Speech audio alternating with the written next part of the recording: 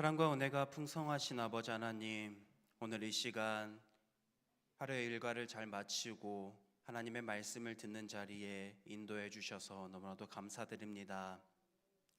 오늘 하루 우리를 돌보아 주시고 인도하신 하나님의 사랑을 기억하며 오늘 말씀을 듣길 원합니다. 우리가 방금 찬양을 통해 고백했던 것처럼 하나님은 언제나 변함없이 모든 상황 속에서 우리와 함께 하시는 분이심을 신뢰하며 나아갑니다. 이 하나님을 기억하며 오늘 말씀을 듣고 하나님을 신뢰하며 살아갈 수 있는 저희 모두가 되게 하여 주시옵소서.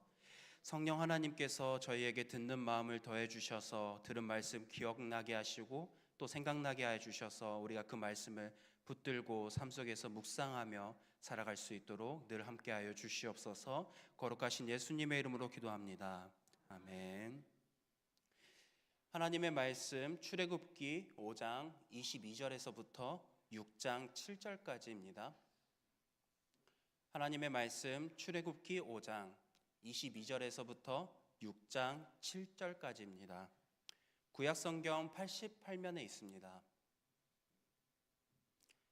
하나님의 말씀 출애굽기 5장 22절에서부터 6장 7절 말씀 우리 한 절씩 교독하겠습니다.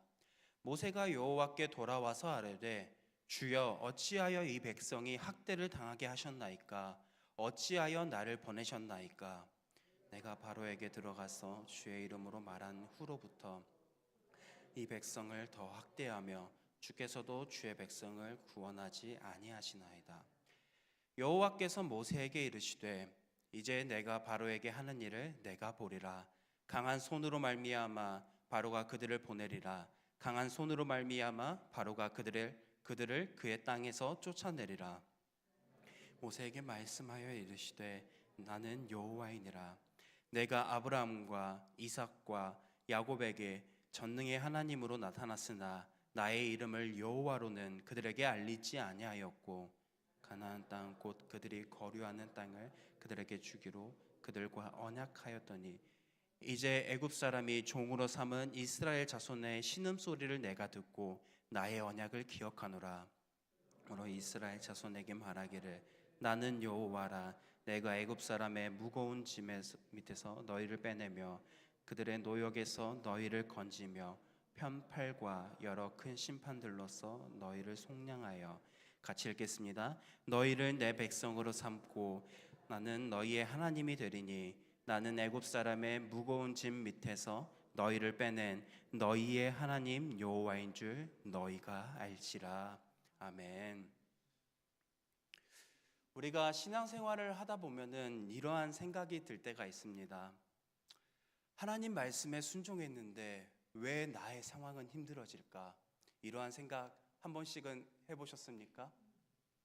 분명히 기도했고 하나님의 말씀대로 살아보겠다고 결단했음에도 불구하고 오히려 내 삶이 더욱더 복잡해지고 지치고 기대했던 변화는 일어나지 않을 때가 있습니다. 그런 순간에 우리는 쉽게 좌절하고 낙심하며 살아갈 때가 있습니다. 오늘 본문에 등장하는 모세의 상황이 이러했습니다. 그는 애굽 왕 바로 앞에 서서 내 백성을 보내라는 하나님의 말씀에 순종하여 바로에게 말했습니다. 그러나 그들이 기대했던 결과와는 달랐습니다. 바로는 이스라엘 백성들에게 더 힘든 일을 감당하게 했고 백성들은 이런 상황에서 오히려 모세를 더 원망하기 시작했습니다. 그때 모세는 하나님께 탄식하며 이렇게 묻습니다. 주여, 왜 이 백성을 괴롭게 하십니까? 왜 저를 이스라엘 백성에게 그리고 바로에게 보내셨습니까? 이 질문은 단순히 모세의 질문만은 아닙니다. 오늘날을 사는 우리 모두 역시 믿음의 길을 걷다 보면 이러한 질문을 할 때가 있습니다. 하나님의 말씀대로 순종했는데 왜 내가 이러한 상황을 겪으면서 살아야 합니까? 이러한 생각이 들 때가 있습니다.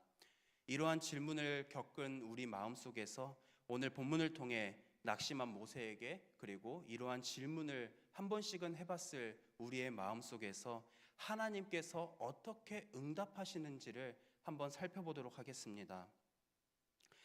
모세는 하나님의 말씀을 따라 용기 있게 바로 앞에 섰지만 오히려 결과는 더 나빠졌습니다. 이스라엘 백성들의 고된 노동은 더욱더 심해졌고 오히려 백성은 모세를 향해 원망했습니다. 그의 순종은 상황을 나아지게 하기보다는 더 어렵게 만들었습니다. 하나님의 계획하심은 이스라엘 백성들이 애굽을 나가는 것이었습니다. 출애굽이었습니다. 그랬던 그 결과 모세가 하나님의 백성 이제 애굽에서 나가게 하실 것입니다라고 바로에게 말했을 때 그들의 기대와는 다르게 오히려 그 상황은 더욱더 심해져만 갔습니다. 이 상황에서 모세는 하나님께 탄식하며 묻습니다. 본문 22절 말씀입니다. 주여, 어찌하여 이 백성을 학대하셨나이까? 어찌하여 나를 보내셨나이까? 이어지는 23절에서 하나님은 하나님의 백성을 구원하지 않으셨습니다라고 모세는 하나님께 말씀합니다. 하나님은 이렇게 말하는 모세에게 응답하십니다. 본문 6장 1절 말씀입니다. 여호와께서 모세에게 이르시되 이제 내가 바로에게 하는 일을 내가 보리라. 강한 손으로 말미암아 바로가 그들을 보내리라. 강한 손으로 말미암아 바로가 그들을 그의 땅에서 쫓아내리라. 아멘. 여기서 보리라는 하나님이 실제로 역사하시는 장면을 체험하게 된다는 것을 뜻합니다. 즉 지금은 그들의 생각에 아무것도 일어나지 않고 오히려 하나님이 자신들을 버렸다고 생각되는 그러한 상황 속에서 아무 일도 일어나지 않는 것처럼 여겨지지만 하나님은 이미 일하고 계시며 곧 그 일하심이 모세와 온 백성 앞에 그리고 바로에게 일어날 것을 말씀하셨습니다. 약속하신 것입니다. 우리도 신앙생활 가운데 이런 상황을 겪을 때가 있습니다. 하나님의 말씀에 순종했고 기도하고 믿음으로 결단했음에도 상황은 오히려 더 어려워지고 하나님이 마치 침묵하시는 것처럼 느껴질 때가 있습니다. 그럴 때 우리도 모세처럼 탄식하며 하나님께 이렇게 말할 때가 있을 것입니다. 하지만 하나님은 모세에게 그리고 오늘날 우리에게 이렇게 말씀하십니다. 내가 어떻게 일하는지 너는 보게 될 것이다. 너는 알게 될 것이다. 하나님은 언제나 그분의 시간 안에서 완벽하게 일하시는 분이십니다. 우리의 눈에는 더디고 느려 보일 수 있을 것입니다. 그러나 하나님은 우리의 원함과 우리가 계획하고 이루어지기를 원하는 때가 아니라 하나님께서 가장 적절한 때 그리고 하나님의 가장 선한 방법으로 역사하시고 그것을 이루시는 분이십니다. 하나님께 순종하고도 고난이 따를 때 그때가 바로 하나님께서 이제 보게 하시려는 때임을 우리는 기억하며 살아야 합니다. 지금 당장 아무것도 보이지 않아도 하나님은 준비하시고 계획하시며 적정하신 일들을 행하고 계시는 그때입니다. 우리가 해야 할 일은 무엇이겠습니까? 하나님께서는 우리가 우리의 생각에 일하지 않다고 여겨질 때에도 하나님은 그분의 방법으로 그분의 계획하심으로 반드시 이루시는 분이라는 것을 기억하며 또 신뢰하며 살아가야 합니다. 그런데 우리가 하나님을 무작정 신뢰하며 기다리는 것보다는 하나님이 어떤 분인지 정확히 아는 것이 중요합니다. 하나님은 모세에게 자신이 누구이신지를 다시 한번 말씀하셨습니다. 나는 여호와라. 이 말씀은 단순한 자기소개가 아닙니다. 하나님은 약속을 잊지 않으시는 신실하신 분이시라는 사실을 나는 여호와라 이 이름을 통해서 강조하셨습니다. 히브리어로 여호와 즉 야훼는 스스로 존재하는 분, 변하지 않는 하나님이라는 뜻입니다. 이 이름에는 하나님은 결코 변하지 않으시고 한 번 하신 약속은 반드시 지키시는 분이라는 의미가 담겨 있습니다. 본문 5절에서 하나님은 모세에게 이렇게 말씀하십니다. 이스라엘 자손의 신음소리를 내가 듣고 나의 언약을 기억한다. 우리가 지난주에 들었던 말씀을 다시 한번 짤막하게 기억해 본다면 이스라엘 백성들은 그들의 상황이 더욱더 심해져만 갔습니다. 여인들에게 사내 아이가 낳게 된다면 강물에 던져서 죽게 하라는 명령이 떨어졌고 그리고 국고성 지금 우리 서울과 같은 큰 도시들을 그들의 손으로 직접 흙을 나르고 벽돌을 나눠가면서 만드는 그 작업들을 이스라엘 백성들에게 감당하게 했습니다. 그들의 신음소리는 더욱더 심해져만 갔습니다. 그 신음소리는 하나님께 기도하는 간구가 아니라 정말 힘들어서 지치고 견디기 어려워서 정말 못하겠다, 이러한 신음소리였습니다. 그런데 그 하나님의 은혜는 그들의 그 신음소리를 마치 이스라엘 백성들이 하나님께 간구하는 기도처럼 들으시고, 내가 그들의 신음소리를 들으시고 내가 역사하겠노라고 하나님은 말씀하셨습니다. 그리고 그 신음소리를 들으시고 내 백성을 기억하시고 이제 그 구원의 역사를 이루실 것을 하나님은 말씀하셨습니다. 이처럼 여기서 기억한다는 것, 단순히 과거를 떠올리는 것이 아니라 하나님께서 이스라엘 백성들에게 약속하셨던 것, 정확히는 아브라함에게 약속하셨던 것, 내 자손이 이방 나라의 객이 되어 그들을 섬기다가 그리고 그 이후에 나오게 될 것이란 그 약속을 실행에 옮기시겠다는 의지의 표현인 것입니다. 오늘 이 말씀은 우리에게도 큰 위로가 됩니다. 우리는 때때로 고난 중에 하나님의 약속이 너무 멀게만 느껴지고 또 하나님이 침묵하시는 것처럼 느껴질 때가 있습니다. 우리가 아무리 기도해도 응답되지 않는 것처럼 생각될 때도 있고 하나님의 인도하심, 하나님의 도우심은 느껴지지 않을 때가 있습니다. 우리는 그때 하나님을 의심하게 됩니다. 그러나 성경은 분명하게 말합니다. 하나님은 언약을 기억하시는 분이시며 그 약속을 결코 잊지 않으시는 분이라는 사실을 말합니다. 우리는 종종 하나님의 약속을 잊지만 하나님은 단 한 번도 그분이 우리에게 하신 약속을 잊으신 적이 없습니다. 나는 여호와다, 이 이름 안에는 변함없는 사랑과 약속을 반드시 이루시는 신실하심이 담겨 있습니다. 하나님은 자신이 누구인지를 밝히실 뿐만 아니라 그분의 약속이 실제로 어떻게 이루어질지를 구체적으로 말씀하십니다. 본문 6장 6절에서부터 7절의 말씀을 보면 하나님은 6번이나 반복해서 내가 하겠다라고 말씀하십니다. 내가 너희를 고된 노동에서 인도하여 내겠다. 앞에 PPT 화면을 보시면 됩니다. 내가 너희를 고된 노동에서 인도하여 내겠다. 내가 너희를 그 일에서 건져내겠다. 내가 너희를 속량하겠다. 내가 너희를 내 백성으로 삼겠다. 나는 너희 하나님이 되겠다. 너희는 내가 여호와인 줄 알게 될 것이다. 하나님은 6번이나 말씀하십니다. 여기에서 가장 중요한 것이 무엇입니까? 주어는 너희가 아니라 내가입니다. 사람이 아니라 하나님께서 그 약속을 반드시 이루신다고 말씀하셨고 개입하겠다고 말씀하신 것입니다. 하나님은 우리에게 무엇을 요구하기 전에 먼저 앞서서 자신이 직접 하시겠다고 말씀하십니다. 이 구원의 주체는 사람이나 환경이 아니라 전적으로 하나님 자신입니다. 특히 속량하겠다는 이 표현은 가까운 친척이 책임지고 값을 치르며 가족을 되찾는 거라는 뜻이 있습니다.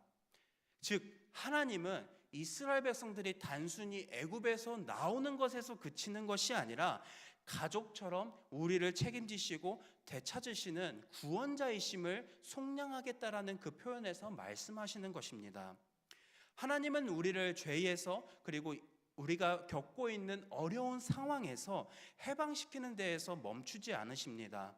우리를 자신의 백성으로 삼으시고 나는 너희 하나님이 되겠다라고 선포하십니다. 이 얼마나 큰 은혜입니까? 이 말씀은 단순히 고난의 끝을 말하는 것이 아니라 하나님과 우리와의 관계의 회복을, 곧 하나님과 다시 깊이 연결되는 삶을 의미합니다. 그리고 그 구원의 마지막은 이렇게 마무리됩니다. 우리 본문 6장 7절 말씀 같이 한번 읽어보도록 하겠습니다. 너희는 내 백성으로 삼고 나는 너희의 하나님이 되리니 나는 애굽 사람의 무거운 짐 밑에서 너희를 빼낸 너희의 하나님 여호와인 줄 너희가 알지라. 그 구원의 마무리는 무엇입니까? 하나님께서 도우셨다는 것을 알고 하나님이 여호와인 줄을 알게 하시는 것입니다. 이것은 정말 이스라엘 백성들의 삶에서 하나님이 우리와 변함없이 함께 하셨고 그 신실하신 하나님이 약속을 반드시 이루셨다는 것을 너희가 깨닫게 될 것이라는 그 고백인 것입니다. 하나님께서 우리를 구원하시는 목적은 단순히 편함이나 자유에서 그치는 것이 아닙니다. 하나님의 더 깊은 목적은 우리가 하나님을 알고 그분을 믿고 그분과 동행하는 삶을 살도록 하시는 것입니다. 이 말씀은 단지 출애굽 당시에 이스라엘 백성들에게만 주어진 말씀은 아닙니다. 오늘날 우리에게도 하나님은 동일하게 말씀하십니다. 내가 너를 건져내겠다. 내가 너의 짐을 덜어주겠다. 내가 너를 되찾겠다. 너희는 내 백성이다. 우리가 이 약속을 믿고 신뢰하며 기다릴 때 하나님은 반드시 우리를 지키시고 보호하시고 또 우리에게 구원을 하시겠다라는 이 약속을 삶 속에서 이루실 것입니다. 그리고 우리는 결국 그분이 여호와 언약을 지키시고 구원을 완성하시는 분이심을 몸소 알게 될 것입니다. 들은 말씀을 정리하겠습니다. 오늘 우리가 함께 살펴본 출애굽기의 말씀은 오래전 모세에게만 하신 말씀은 아닙니다. 오늘 우리도 반드시 기억해야 할 말씀입니다. 왜냐하면 모세처럼 우리도 하나님의 말씀에 순종했는데 삶이 더 힘들다고 느껴질 수 있습니다. 모세는 하나님의 말씀에 순종하여 애굽 왕 바로 앞에 섰습니다. 그 결과가 무엇이었습니까? 그들의 기대와 다르게 이제는 자유와 해방이라는 결과가 아니라 오히려 그 삶이 더 힘들어지고 왜 나를 이곳에 보냈냐라는 원망을 하게 되는 결과를 만들었습니다. 모세는 하나님의 말씀에 순종했던 결과는 오히려 상황을 더 나빠지게 했습니다. 이스라엘 백성들은 더 큰 고통을 겪었고 모세는 자신이 왜 보내졌는지 의문을 품었습니다. 이 모습은 단지 모세의 이야기만이 아닙니다. 우리도 신앙생활을 하다 보면 비슷한 상황에 부딪히게 될 것입니다. 기도하고 말씀대로 살겠노라고 다짐했음에도 불구하고 현실은 더 복잡해지고 때로는 하나님이 응답하지 않는 것처럼 마치 침묵하시는 것처럼 느껴질 때가 있을 것입니다. 하지만 이때 우리가 반드시 기억해야 할 사실 한 가지가 있습니다. 하나님은 과거에 모세에게 말씀하셨던 것처럼 변함없이 오늘날 우리에게도 말씀하십니다. 내가 하는 일을 내가 보게 될 것이다. 오늘 이 말씀을 기억하면서 살아가는 저와 여러분들이 되길 소망합니다. 하나님의 말씀, 하나님의 약속이 성취되는 상황은 정말 다양할 것입니다.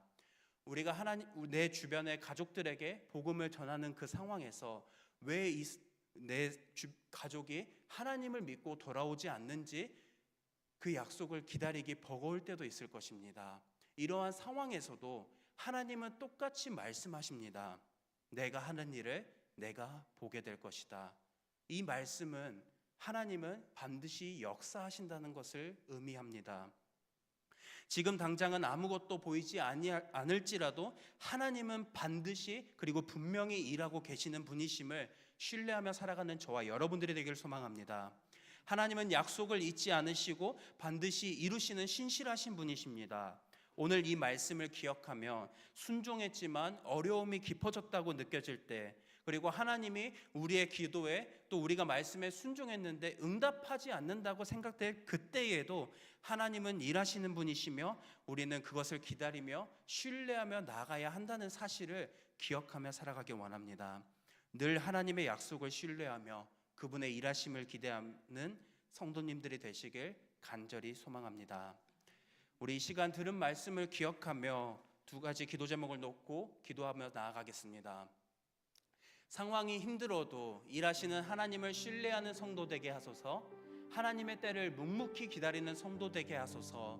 우리 이 시간 이 두 가지 기도 제목을 놓고 우리가 들은 말씀을 기억하며 하나님께 기도하며 나아가겠습니다. 같이 기도하겠습니다.